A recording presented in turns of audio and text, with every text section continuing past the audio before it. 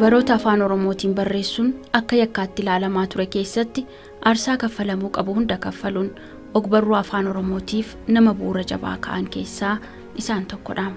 Onkoloolessa 6 bara 1947tti abbaa isaanii obbo Birruu Waaqaa fi harmee isaanii adde Bijigee Gonfaarraa bara 1950tti godina Arsii magaalaa Boqqojjiitti dhalatan. Obbo Gaaddisaa Birruun afaan oromoon nama asoosama barreessuu eegalan keessaas isaan hangafaati.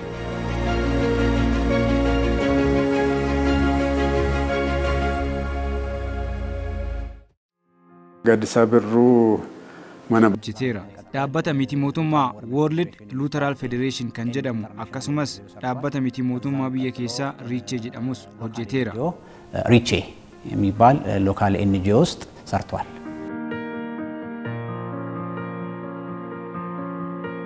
Finfinneetti waldaa qabna, waldaa warra duri mana barmoota Boqqojjiitti baratanii Finfinnee jiraatan kan dhaabbate waldaa san keessatti inni baay'ee sochii wanna godhuuf achi keessatti waliin sirriitti walgeenya, jaajaan walgeenya bakka baay'eetti hirmaata.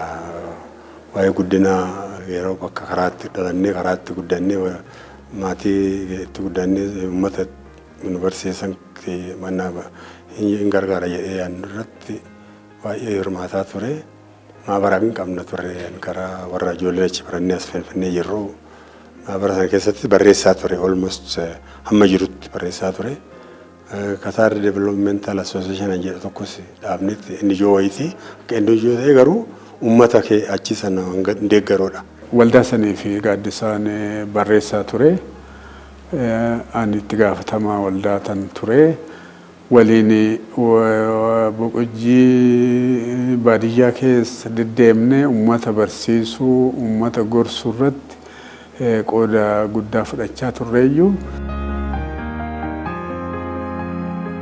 Waldaan Qatar Developmental Association kan jedhamu kuni warra aanaa sanitti guddatee baratee Finfinnee jiruun kan dhaabbatee innis misooma adda addaa irratti hojjechuudhaaf kan dhaabbatee.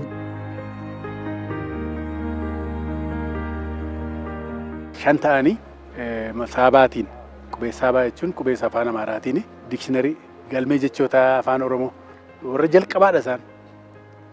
Eenyutu kana maxxansiisaa biiroo aadaa fi beeksisa jedhama yeroo sana. Biiroo aadaa fi tuurizimiis jedhama ture. Achi keessa turan isaan. Achi keessa turaniyyuu kitaaba warra barreessuuf tataffisu keessa waan yaadni kun hin jiraayyuu ture. Kanaaf yaada kana walitti nu qabe. Waldichayyuu Gaaddisaa Birruutiin beeka namni dur waldaan barreessitoota Oromiyaa yoo jedhan Gaaddisaa Birruu mataatti nama dhufa. Akkitti ogbarruun itti bocamee akkitti afaan biyya kanaa itti ilaalamu akkitti ogbarruun biyya kanaa itti ilaalamu akka biraati. So achirraa ka'aniiti erga dhiibamne nuun hawaasa bal'aadha barreessitoota qabna nuu jirra warra hangafa waldaa maaf hin ijaarranne kan jedhu sanarraa ka'anii yaada sana sadarkaa jalqabaatti warri maddisiise keessa Gaaddisaa Birruu isa tokko Isaayaas faa jiru Tafarii Nugusee faa jiru isaan ta'aniiti. 2002 waldaa barreessitoota Oromoo jenneeti kan hayyama baafanne. Anaa fi isadhaa namoota 7 hin caallu barreessitoota. Maaliif waldaa hundeeffannu jennee mari'annee hayyama gaafannee nu hayyamee federaala gaafannee nu hayyamee seeratti bulmaata keenya hundumaa baasnee waliin inni pirezidaantii ta'ee ani immoo itti aanaa pirezidaantii ta'ee warri kaan barreessaa warri kaan qarshii qabaa taanee 7 keenya hojii qooddannee gara biraan hin jiran. Barreessitoonni akka ammaa kana 7 hin caallu turre jechuudha. Eessatti walitti qabamna biiroo isaanii isaan inni ijoo keessatti dalagan eeganamuu gara hojiirraa galee booda zaa 10 fi cinaan booda waajjira isaanii keessatti walgahii taa'u turre. Bakkaan qabnu maal? bakka teenyuyyuu hin qabnu manuma bunaa keessa olii gadi deddeemaa bakka bashannanaatti ol beellamne.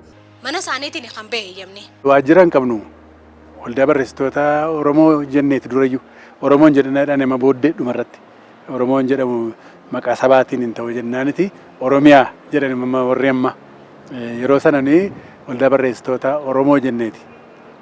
Nu hayyamani garuu. ሽልማት ነው ጀርባ ላይ የምናየው።